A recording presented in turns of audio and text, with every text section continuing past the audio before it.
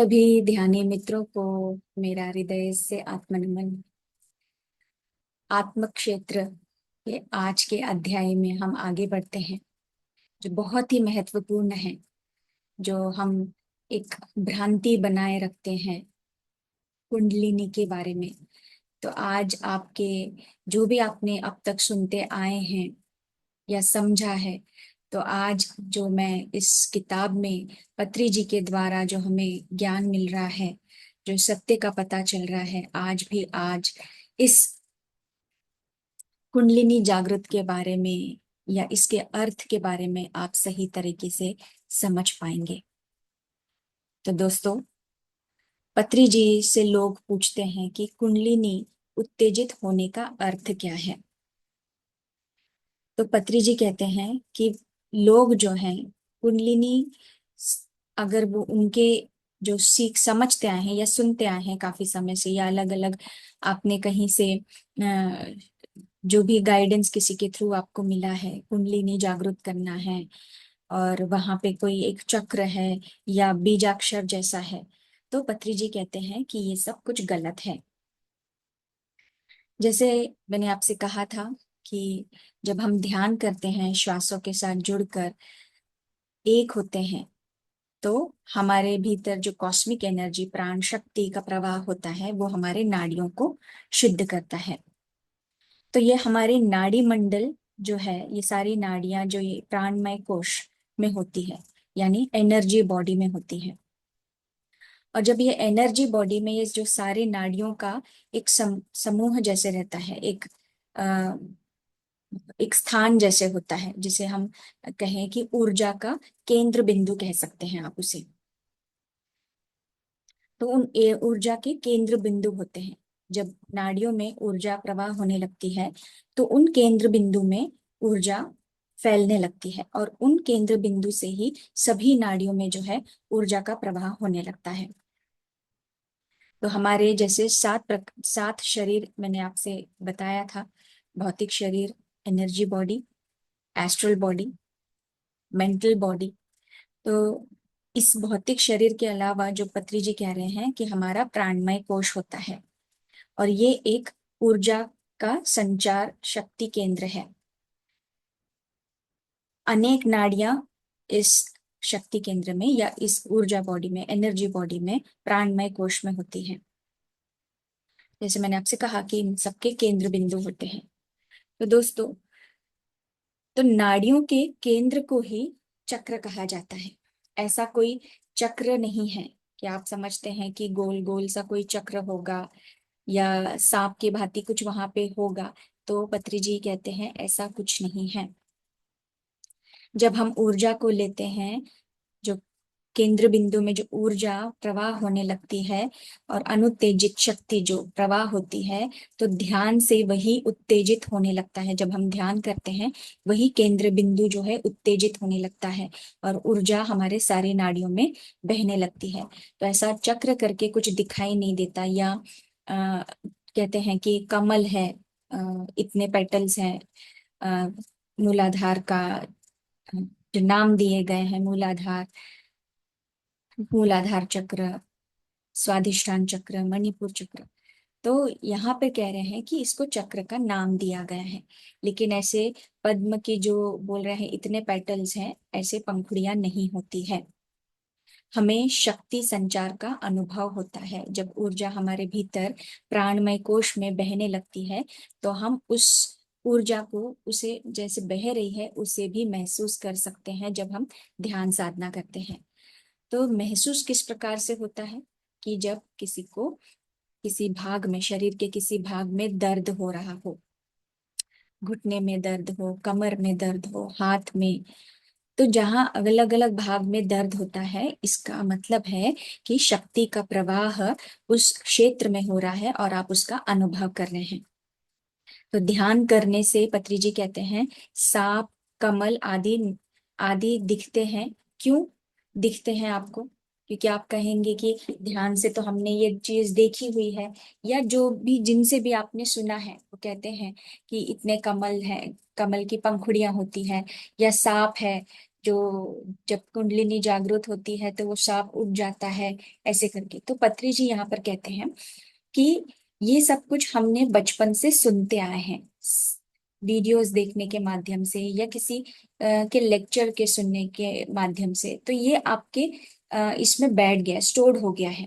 तो जब आप ध्यान करते हैं तो आप उस पे बिलीव करते हैं, तो आपको उसी तरीके से दृश्य दिखाई देगा, क्योंकि आप उसे मानते हैं।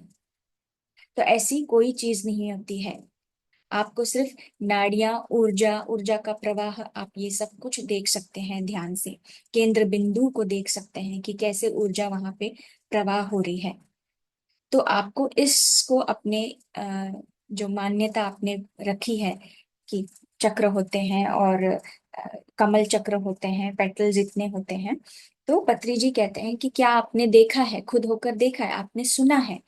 तो वो उस माध्यम से आप जब ध्यान करते हैं तो आप देख पा रहे हो। लेकिन सत्य क्या है, सच जानना है, तो आप खुद ध्यान करके वैसा सवाल रख सकते हैं। क्या वाकई कि मूलाधार चक्र के या विशुद्धि चक्र के 16 पेटल्स हैं, आज्ञा चक्र के 2 पेटल्स हैं? आप प्रश्न करिए सच को जानने के लिए। पहली बार हो सकता है कि आपने जो सुना है वही आपको दिखाई दे, लेकिन दोबारा प्रश्न करें कि मैं इसके भी परे जाकर सत्य को जानना चाहता हूँ कि क्या है ऊर्जा के केंद्र बिंदु, कैसे ऊर्जा प्रवाह होती है। तो ध्यान से आप ऐसे प्रश्न रख सकते हैं जब आप सच को जानना चाहते हैं। तो ये हमें उस चक्र पे, पत्री जी कह रहे हैं कि हमें उन चक्रों पे दृष्टि लगाकर भी ध्यान नहीं करना चाहिए। ये एक हठ योग प्राणायाम के समान है। तो राजयोग क्या कहता है, राजयोग प्राणायाम क्या कहता है कि सांसों पर ध्यान रखना है। तो चक्र पर दृष्टि रखना तथा सांप को उठाना, ये सब अनर्थदायक है। तो जितने भी हमारे पीएसएसएम के, यानी कि पिरामिड स्पिरिचुअल सोसाइटीज के जितने भी ध्यानी हैं, तो ध्यान की रीति क्या है कि कुंडलिनी को उत्तेजित नहीं करना है। क्योंकि जब हम आनापानासति ध्यान करते हैं, श्वास के साथ जुड़ते हैं, तो एक एक एक्टिवेशन जो है अपने आप होने लगते हैं। दिव्य चक्षु जो है वो जागृत होने लगता है। तो कोई भी चीज या कोई भी चक्र पे बलपूर्वक हमें ध्यान नहीं लगाना है कि सांप, चक्र, पद्म आदि के बारे में भूलकर। पत्री जी कहते हैं कि सिर्फ सांसों पर ध्यान रखना है। तीसरी आंख, या कहें कि हमारा ज्ञान चक्र या ज्ञान चक्षु जो है वो खुलने लगता है। इसे ही पत्री जी कहते हैं सुदर्शन चक्र है। हम सब विष्णु भगवान हैं, आज्ञा चक्रधारी हैं। इसीलिए सांस पर ध्यान करते करते हम तुरंत ही हमारी जो है तीसरी आंख खुल जाती है। अब ये सभी के लिए नहीं दोस्तों, इसका भी हम आगे, इसका भी मैं आपको क्लैरिटी देना चाहूंगी। जैसे पिरामिड मास्टर सारी की सारी जो ध्यान साधना है वो आज्ञा चक्र से ही शुरू होकर सहस्त्रार पे समाप्त होती है। तो जितने हमारे पिरामिड मास्टर्स, जब हम ध्यान साधना करते हैं, ध्यान अधिक ध्यान करते हैं, ऊर्जा ग्रहण करने लगते हैं, उसका संचार होने लगता है अधिक, और हमारे जो हीलिंग प्रोसेस होने लगती है धीरे धीरे, जैसे मैंने कहा, जो हमारी शक्तियां हैं वो जागृत होने लगती है। तो ऐसे हमारी जो आज्ञा चक्र है वो खुलने लगता है। तो आज्ञा चक्र से हम सहस्त्रार तक पहुंचते हैं, जो हम क्राउन चक्र कहते हैं। तो अगर आपको अपनी थर्ड आई ओपन करनी है, तो पत्री जी कहते हैं उसका स्विच बटन कहाँ पर है?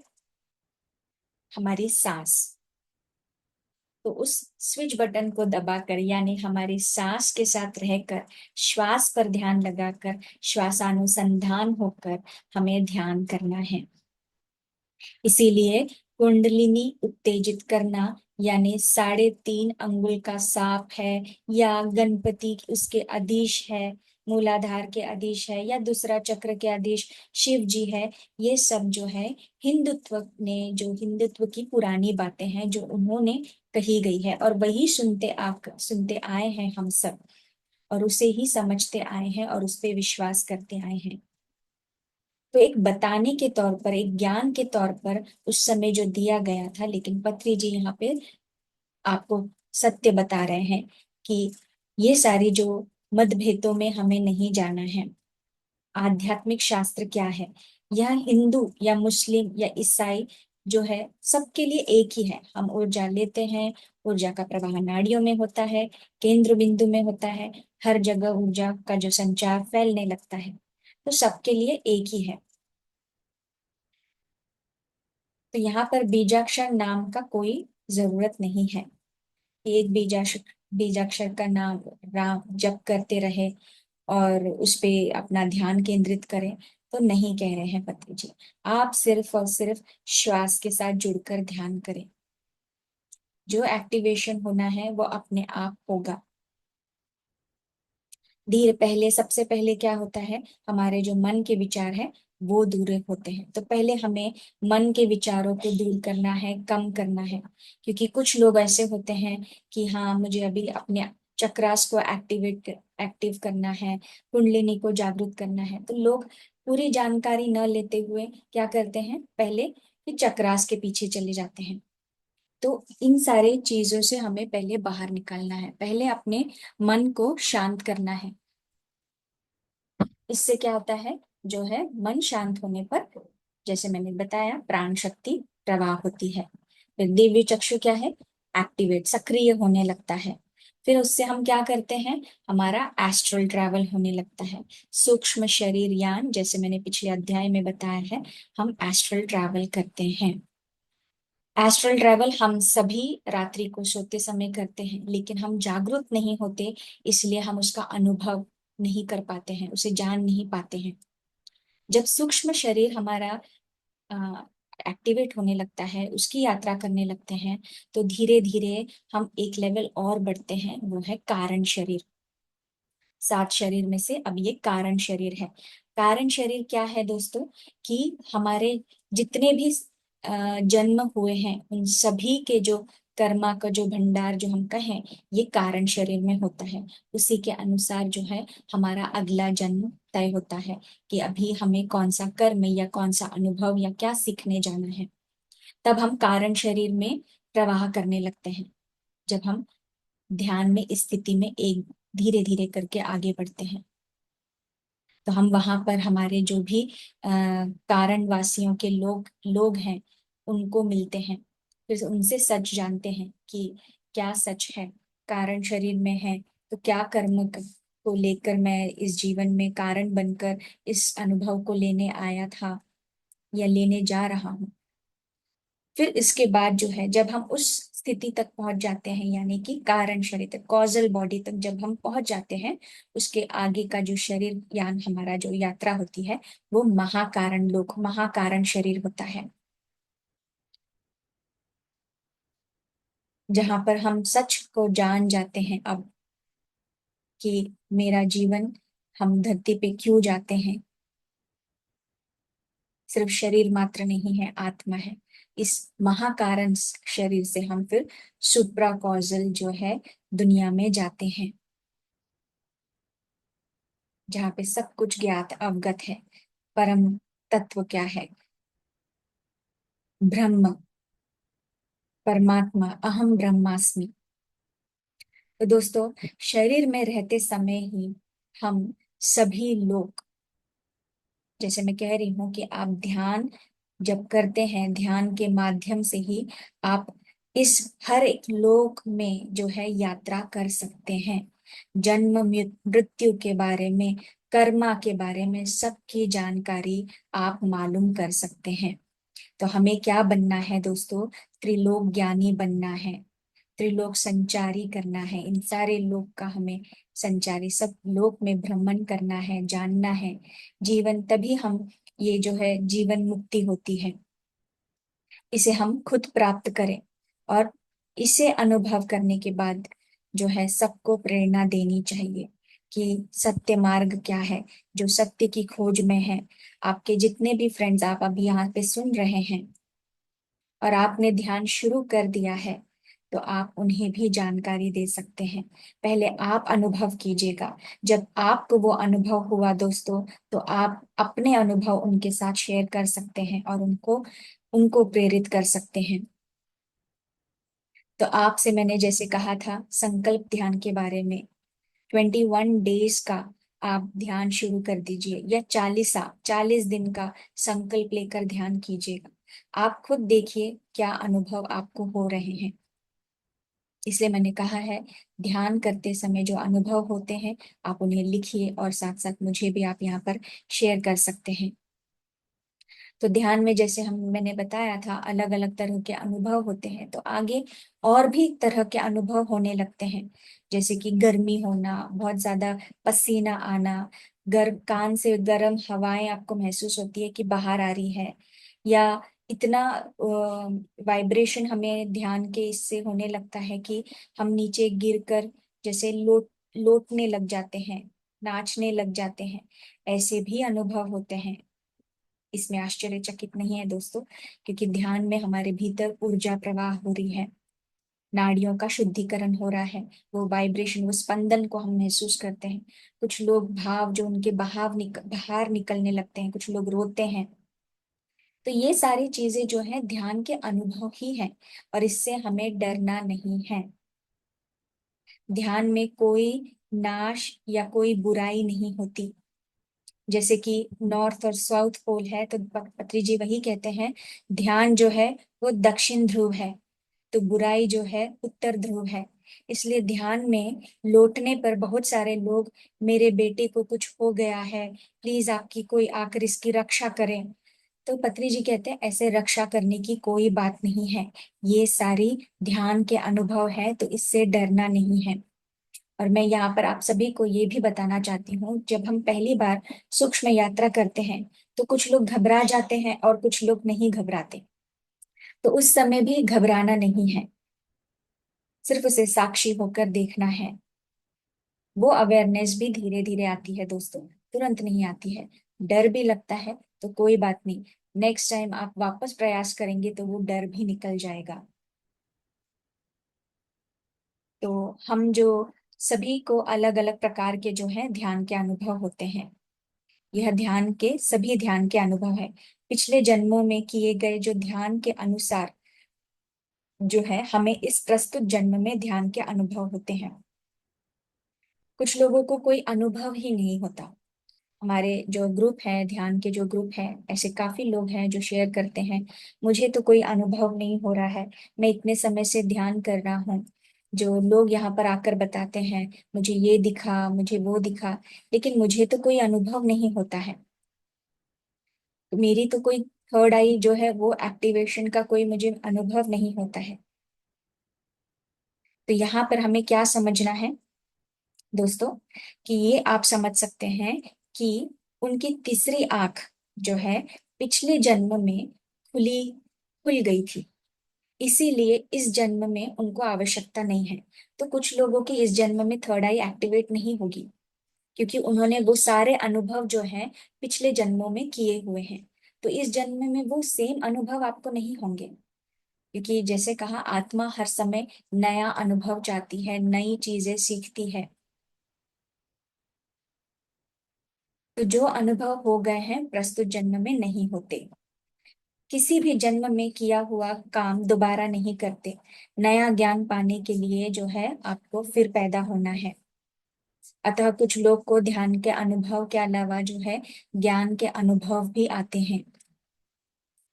ऐसा आप ऐसा भी अनुभव कर सकते हैं कि आपके जीवन में कुछ ऐसी चीजें हो रही है, या ध्यान के दौरान भी आप ऐसा हो सकता है कि कुछ ज्ञान जो आपके भीतर डाउनलोड हो रहा है, आपके मुख से वो अपने आप निकल रहा है, वो ज्ञान जो फिर आप रियलाइज करोगे, अरे ये तो मैंने कभी पढ़ा नहीं था, मैंने जाना नहीं था, और कहीं सुना नहीं था, तो ये मेरे मुख से कैसे आ रहा है। तो ऐसे भी अनुभव होते हैं, क्योंकि हमारे भीतर शक्तियां जागृत होने लगती है। तो आपने आप भी है जो ज्ञान जो है आपने कभी सुना नहीं है, वो भी हमारे एक्टिवेट होने लगते हैं। तो इस प्रकार के अनुभव होते हैं। तो दोस्तों, पत्री जी यहाँ पर सभी से ये भी कहना चाहते हैं कि आपके अगर छोटे बच्चे हैं, तो अगर आप ध्यान कर रहे हैं, आपने अनुभव किया है, आपके जीवन में बदलाव हो रहा है, ध्यान महत्वपूर्ण आपने समझा है, और तो आप अपने छोटे बच्चों को अभी से ही ध्यान जो है सिखा सकते हैं। उन्हें कुछ नहीं कहना है, सिर्फ आपके साथ बैठ के ध्यान करने के लिए बोलना है। सिर्फ आंखें बंद करके बैठिएगा, आप उन्हें गाइड भी मत कीजिए कि श्वासों पर ध्यान दीजिए, क्योंकि वो अपने प्राकृतिक श्वास के साथ ही रहेंगे। सिर्फ उन्हें कहना है अपने आंखें बंद करके ध्यान में बैठिए, क्योंकि वे एक परिशुद्ध आत्माएं हैं। ऑलरेडी उनकी थर्ड आई एक्टिवेट रहती है, क्योंकि वो कर्म के चक्र में अभी नहीं आते। तो इसीलिए छोटे बच्चों को अगर आप अभी से ध्यान सिखाते हैं, ध्यान में जोड़ते हैं, तो उनके आने वाले समय के लिए उनके रास्ते इजी तरीके से, जो भी चुनाव उनको करने हैं, वो मार्गदर्शन अपने आप, उनकी सोच, उनके चुनाव से वो आगे बढ़ते हैं। और उन्हें बहुत जल्दी ध्यान के अनुभव भी होते हैं। तो दोस्तों, इस प्रकार से हमें जितना सीख रहे हैं आप उन्हें और लोगों में भी बांटना है। स्त्रियों को पत्री जी कहते हैं कि बहुत जल्दी जो है ध्यान के अनुभव होते हैं, या ध्यान में बहुत जल्दी आते हैं, लेकिन देखा जाए तो पुरुष उतने जल्दी ध्यान में नहीं आते। जो उनका, क्योंकि पत्री जी कहते हैं कि स्त्रियों को भी जल्दी ध्यान जल्दी आता है, और ध्यान के अनुभव भी, क्योंकि उनमें शक्ति का जो प्रपोर्शन है, उसका लेवल जो है वो अधिक होता है, और पुरुषों में शक्ति का जो प्रपोर्शन जो बोलते हैं वो कम होता है। तो ज्यादा ध्यान से ही अनुभव आते हैं। तो हमें ज्यादा से ज्यादा ध्यान करना है। तो खाली समय में अगर आपको लगता है दिन भर में मेरे पास इतना समय खाली है, तो व्यर्थ की बातों में ना लगकर, या किसी को फोन करके इधर उधर की बातें ना करके, या किसी की गॉसिप में ना पढ़कर, आप उस समय ध्यान के लिए दे दीजिएगा, या आध्यात्मिक किताबें पढ़िएगा, क्योंकि ध्यान के साथ साथ हमें ज्ञान भी प्राप्त करते रहना है, और अपने जीवन में वैसे सुधार लाते रहना है दोस्तों। तो आज हम यहीं पे दोस्तों समाप्त करते हैं। इसके बाद हम आगे और जानकारी लेंगे। इस जानकारी से आपको अच्छा लग रहा है, या इसके माध्यम से आपको कुछ फायदा हो रहा है, समझ आ रही है, या कुछ क्लैरिटी आपको मिली है, या कुछ एक क्लिक हुआ है आपको, आपके उत्तर अगर आपको मिले हैं, तो दोस्तों प्लीज आप कमेंट में बता सकते हैं, कमेंट बॉक्स में। तो आज के लिए इतना ही दोस्तों, बहुत बहुत धन्यवाद आप सभी का।